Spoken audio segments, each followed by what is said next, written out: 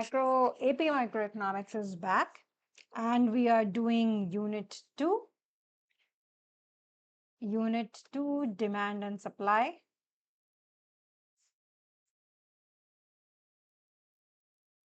I've already done one video on demand. I'll be continuing demand in this video as well. But before I do that, let's go back and I'll just tell you the answers for the MCQs that I had asked you in my last video. All right. So these were the MCQs, 3 MCQs. I had given only 3 MCQs. Economists have observed that when average incomes increase, purchases of fast food tend to decline. Based on this information, what can we definitely say about fast food? We can definitely say that fast food is an inferior good, right? Because that's the tendency, that's how we define an inferior good in microeconomics. So if the average income increases and the demand for a certain good goes down, other things obviously remaining constant, then we term that good as an inferior good. All right. Okay, the second question was, meeps and blops are two goods that are related to each other. When the price of meeps goes down, the demand for blops goes down. Based only on the information given here, what kind of goods are meeps and blops? And the answer, of course, is B. They both are substitutes. How? Because when the price of meeps goes down, the demand for meeps increases. And if blop is an substitute good for meeps, then obviously the demand for blops will go down. That's how you have to figure out, right? Okay, and the third question was this. It was a graphical question. Which of the following movements would represent an increase in the demand for a good? Now, an increase is always determined or shown by, right, the rightward shift in your demand curve. And they have very specifically written that the first curve is D1 and the other is D2. That means that the movement is from D1 to D2. And also make a note of this, that since they have written an increase in the demand for a good, so it's not the movement up and down the demand curve, or it's not the movement along the demand curve that we are talking of. We are talking of a shift in the demand curve. So a shift from D1 and D1 to D2 would be the correct answer. So either keeping the price constant, all right? So either it should be S to R, right, or it should be U to T. Now let's see what options they have given us. So it's S to R. Have they given you U to T? No, they haven't. They have given you T to U. That's not an increase, that's a decrease then. So the only option that's left with you is from S to R. So the correct answer is option A. All right. I hope that is clear to you. And now I'll go on to my unit 2, that's demand and supply. Okay, I'll continue with the demand. In demand, what we start today is law of demand. All right. Law of demand basically says that there's a term in economics, I think I introduced that earlier. It's called ceteris paribus. That basically means other things remaining constant. So all the other things remaining constant, all the other factors that could affect the demand remaining constant, ceteris paribus, if the price of a good increases, then the quantity demanded of that good decreases.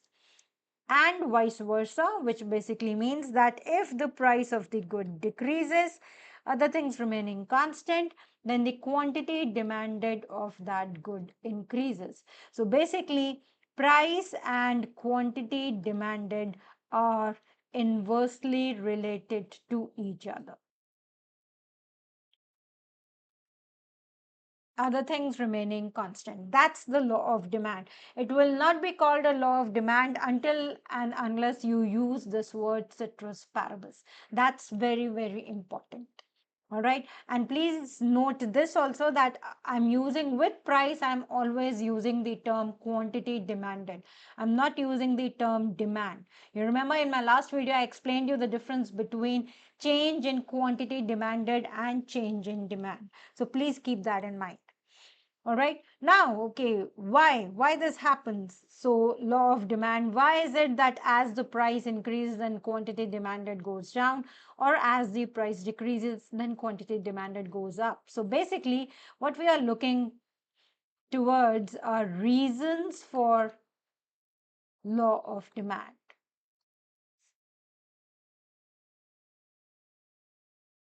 All right. The first reason for law of demand is basically your substitution effect. The second reason is your income effect. Don't worry, I'll explain you each and every reason. And the third is this, we have already discussed earlier actually, diminishing marginal utility. You remember this in my last video when I explained that why the demand curve is downward sloping, right? That's the same reason. All right, coming to this, that, okay, what is a substitution effect? What is an income effect? All right, since the two are related. Okay, the whole price effect in demand. So as we say that if the price of a good increases, then the quantity demanded goes down. Now this price effect on the quantity demanded can be bifurcated or is divided into these two: substitution effect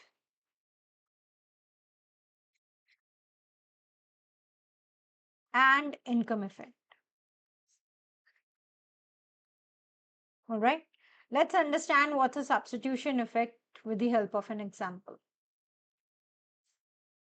All right, suppose I have two goods. Suppose for me, candies and fruits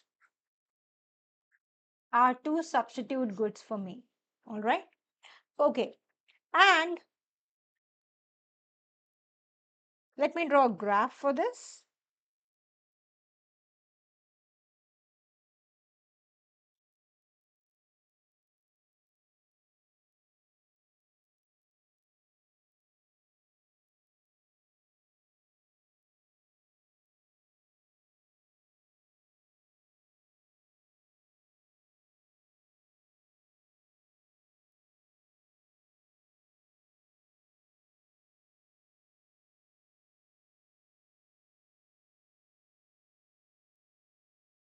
So I have price on my y-axis and I have quantity demanded on the x-axis, and this is a market for candies, right? It's a market for candy.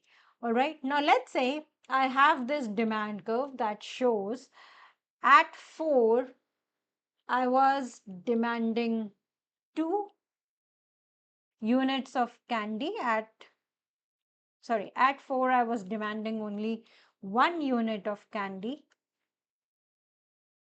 at $4. And if the price drops to 2, I was demanding, let's say, 3 units of candy.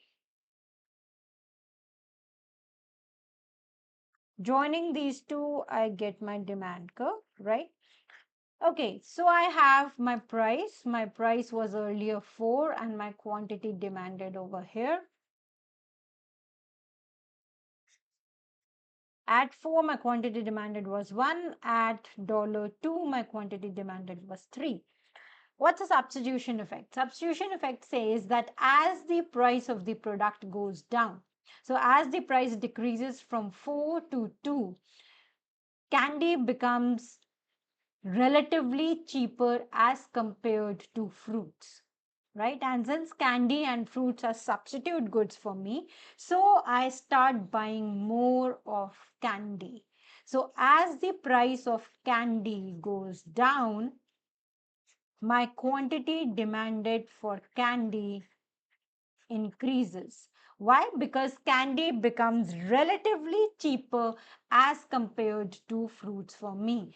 And for me, candies and fruits are substitute goods. That's why it's called a substitution effect.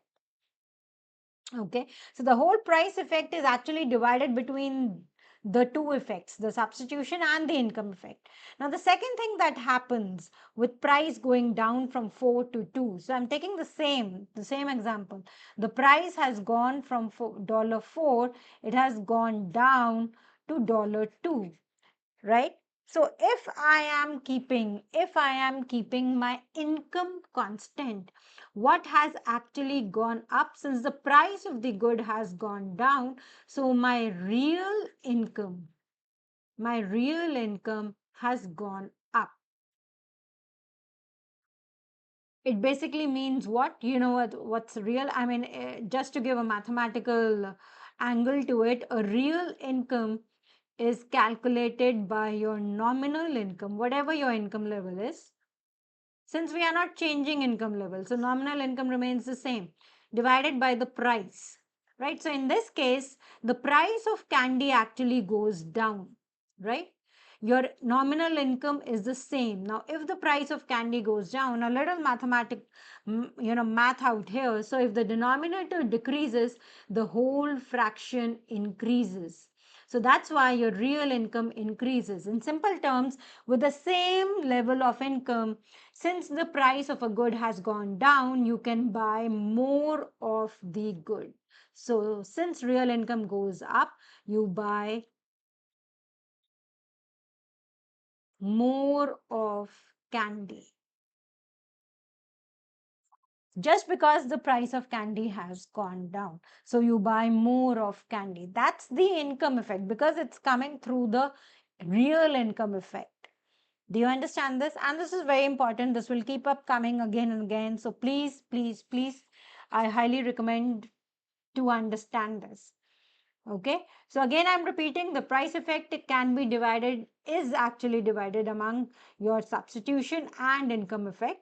Which is more stronger actually gives you the kind of demand curve you want. I mean, the kind of demand curve that's then derived. So a substitution effect says that if two goods are substitutes and the price of one decreases, that good relatively becomes cheaper, and so the demand for that good increases. All right. However, there's also an income effect that takes place in the entire scenario. That is, when the price of a product goes down, right, the real income increases. It means that with the same income, since the price has gone down, now you can buy more of that product. So that is why, since real income goes up, you buy more of candy. So combining these two, we get that as or when the price of candy goes down, the quantity demanded of candy increases because of the substitution as well as real income effect. All right, that's one of the explanations of law of demand. All right, and the third one that we had already discussed in my last video was diminishing marginal utility. Right? I had explained you that the demand curve is downward sloping. Why? Because as you consume, right? So as you consume more and more of goods, the marginal utility keeps on declining for you, right? We all know because of the law of diminishing marginal utility. So as you consume more and more of goods, the marginal utility that you derive from that good keeps on declining. And since you always pay a price which is equal to your marginal utility, right? You can actually go back and review that video again. So since we always pay a price, a consumer always try to pay a price for a good which when the marginal utility derived from that good is equal to the price of that good. So since the marginal utility goes on declining, so the price for higher quantity also keeps on declining. So as you consume more and more, since the marginal utility keeps on declining, you are willing to pay a lower price for that good. That is why your demand curve is downward sloping, or that is why as the price goes down, the quantity demanded increases. All right.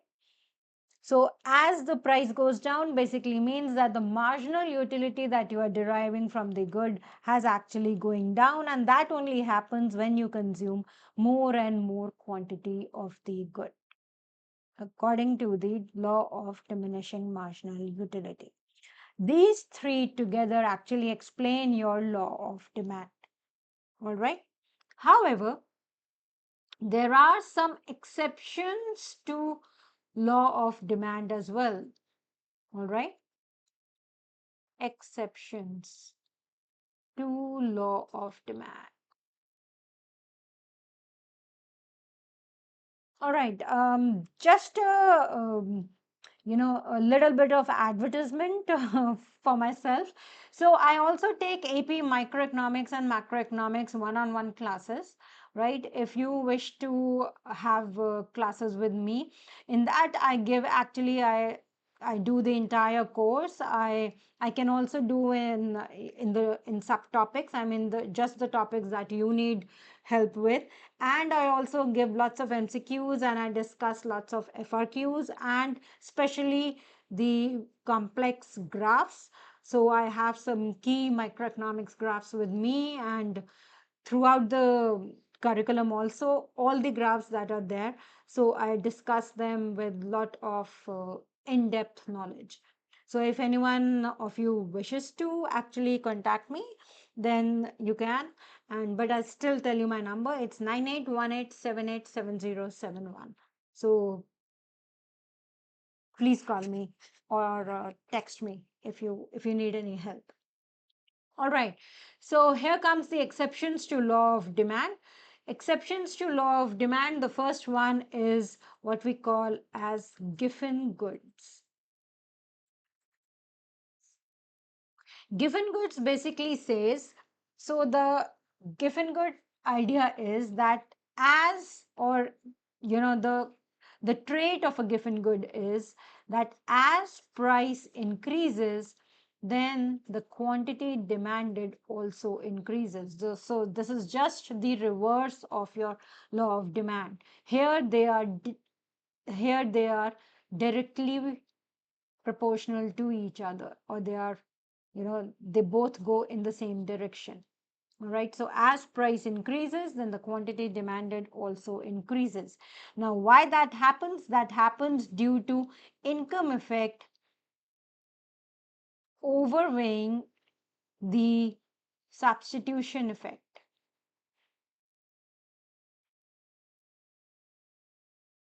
All right. Okay. But yes, to tell you very honestly, in real world, this concept is very limited to, very poor communities with very limited choice of goods.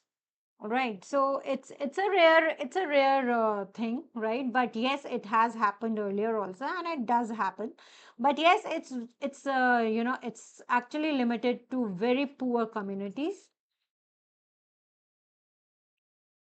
very poor communities with very limited choice of goods.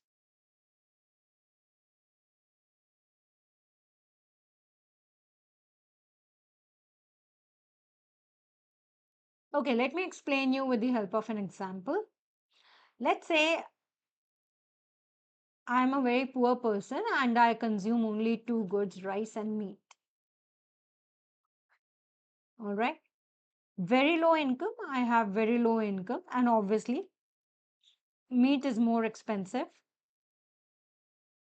right?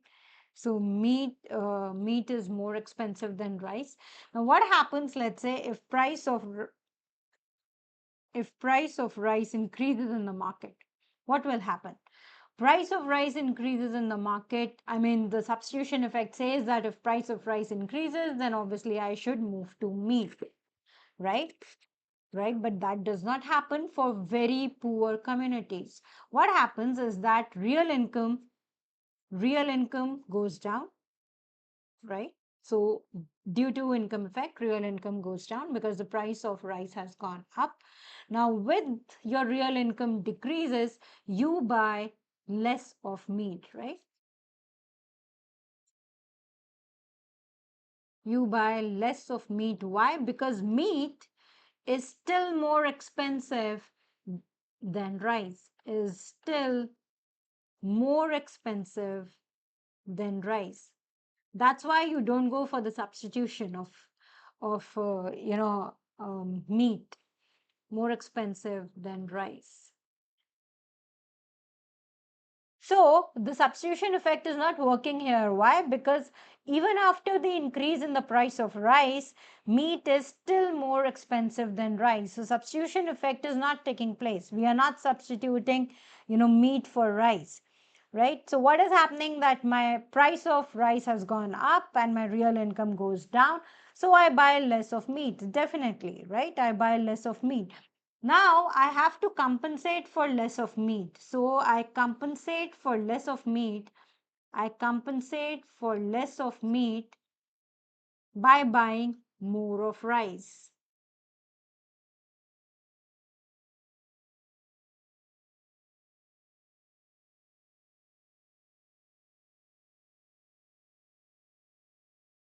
By buying more of rice to gain enough calories at least, right? So that I could work.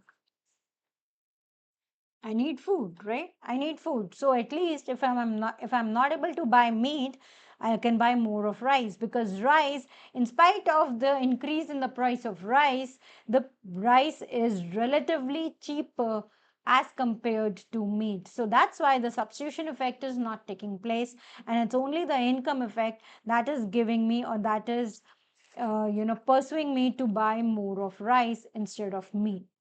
And that is why, even if the price of rice increases, my quantity demanded for rice goes up. But as I told you, that's very limited to very poor communities, and who have actually very limited choices of goods. All right. The second that's an exception to law of demand is your necessity good.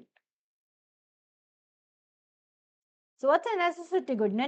Necessity good is a good that you need, right? You need that good no matter what the price be. You need that good for living.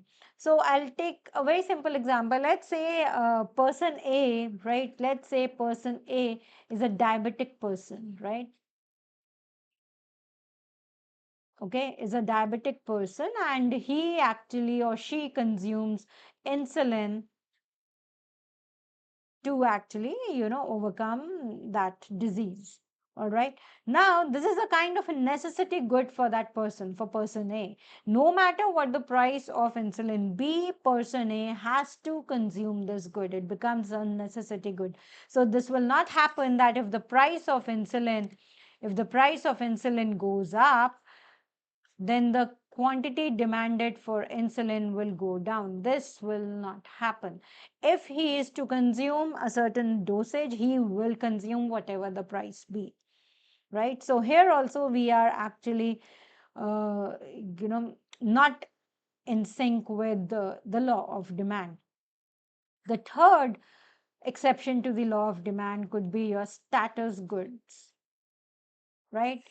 Now, these are the goods for which, right, as the price increases, the quantity demanded also increases. So some piece of art, some rare piece of art, some rare piece of diamond, some rare piece of, maybe a vintage car, right? Or maybe one of the kind of sports car or supercars. So, yes, as the price increases, the demand keeps on increasing, because that becomes a status good, right? That becomes a high end luxury good for you. Okay. So these are, like, the exceptions to the law of demand. Okay. All right. Now, in this, the last thing today that we have to do is consumer surplus.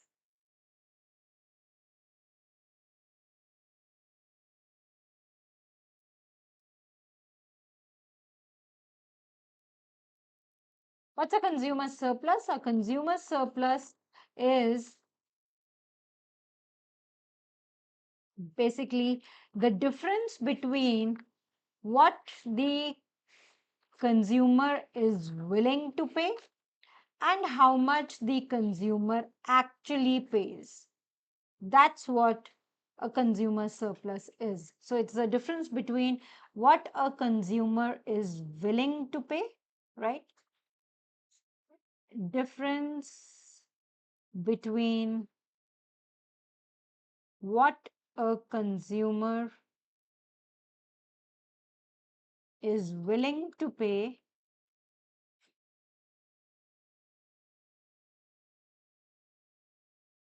and what he or she actually pays.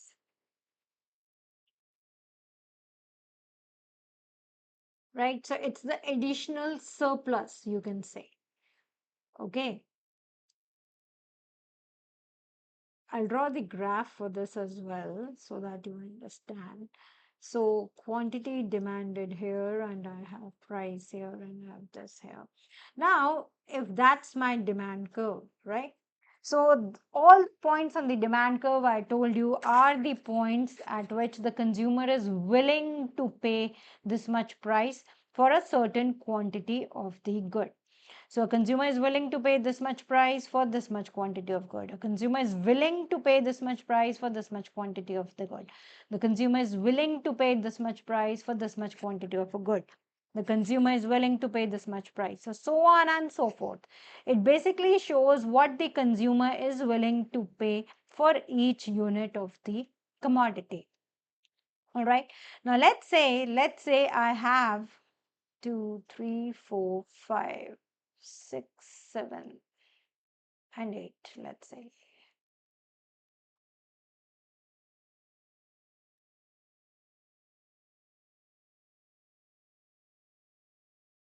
All right. Let's say for a certain good, let's say the good is a t-shirt. This is a market for a t-shirt, right? So let's say the price is fixed at $4. For the t-shirt, the price is fixed at $4. I have to buy 2 units of the good. So I have to buy 2 t-shirts, right? So if you can see for these two t-shirts, I'm paying just $4. However, I am willing to pay for these 2 t-shirts this much amount. I'm willing to pay, let's say 6.5. I'm willing to pay 6.5, but then for these 2 t-shirts, I only paid $4. So basically, this entire area, right? This entire area,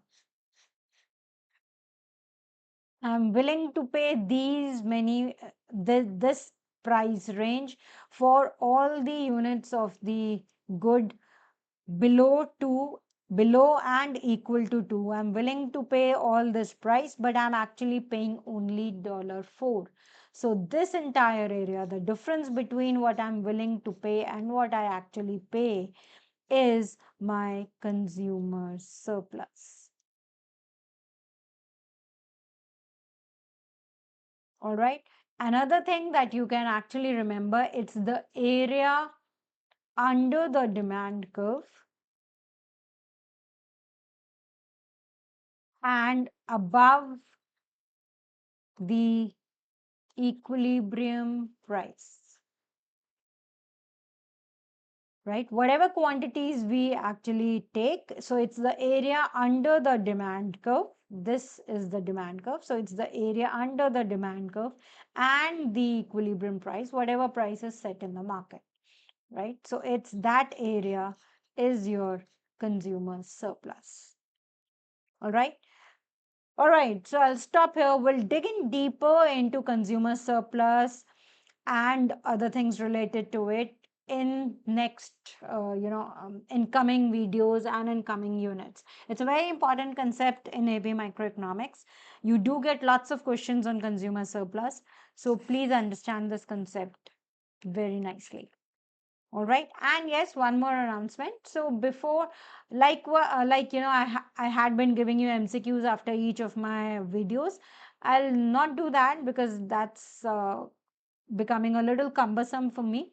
So what I'll do is, after I finish each unit, I'll be giving you a set of MCQs for the entire unit. So one video will just be dedicated for my MCQs for that particular unit once I finish. So after I finish unit 2, the entire unit, my next video will be on MCQs for unit 2. All right. Okay. Thanks so much. See you until next class. Bye bye.